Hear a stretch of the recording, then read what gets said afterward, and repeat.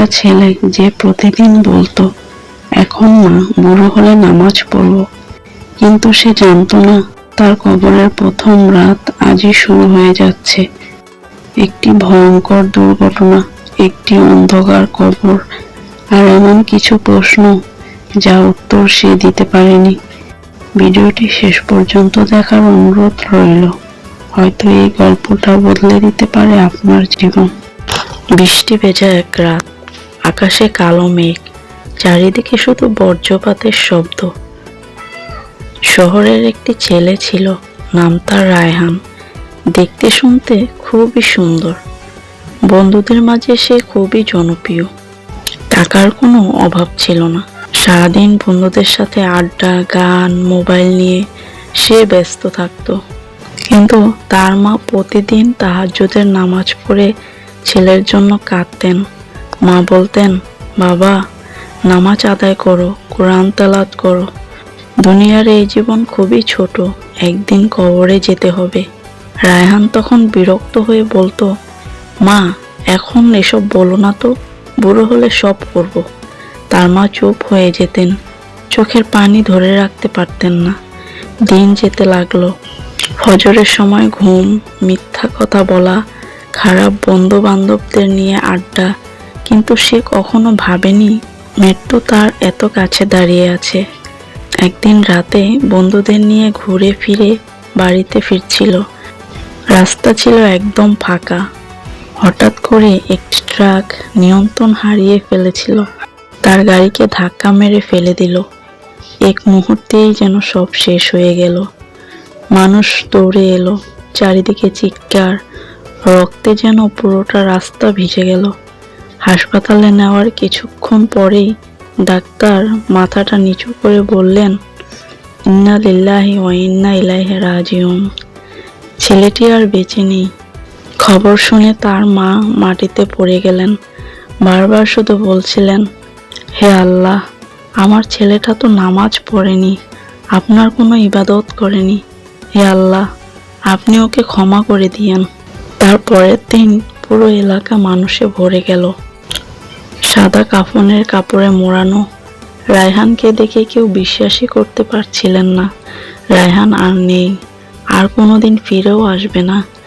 জানাজার পর তাকে নিয়ে যাওয়া হলো কবরস্থানে। আকাশ তখন অন্ধকার,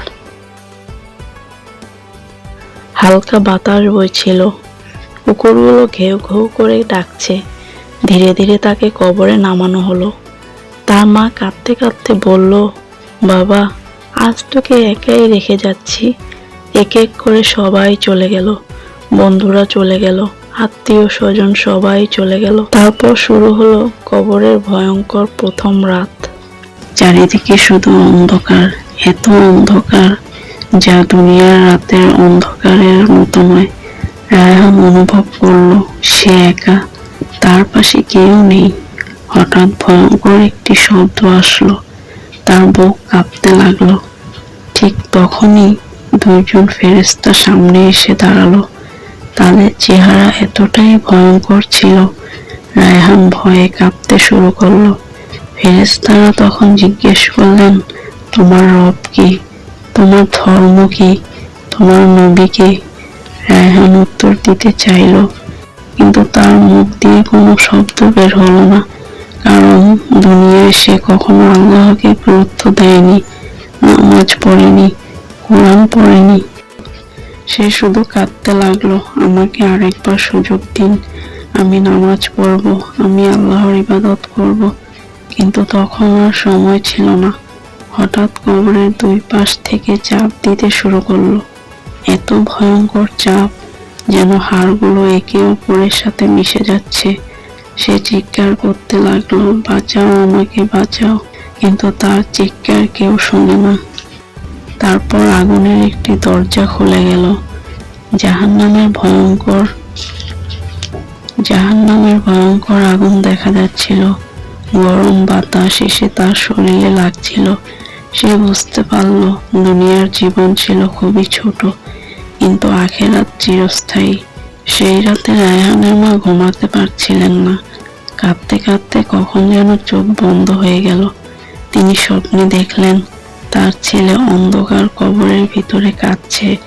সে বলছে, মা, আমি তোমার কোনো কথা শুনিনি।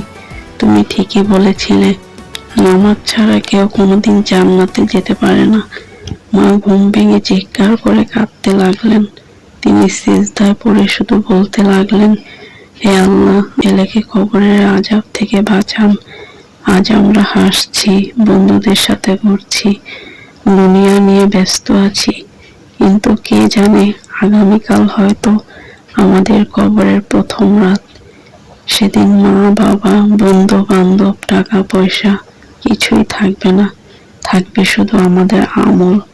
তাই আজ থেকে 5 ওয়াক্ত নামাজ শুরু করুন, গুনাহ থেকে তওবা করুন, মা বাবার কথা শুনুন, আল্লাহর পথে ফিরে আসুন, কারণ কবর হলো আখিরাতের ঘাঁটি।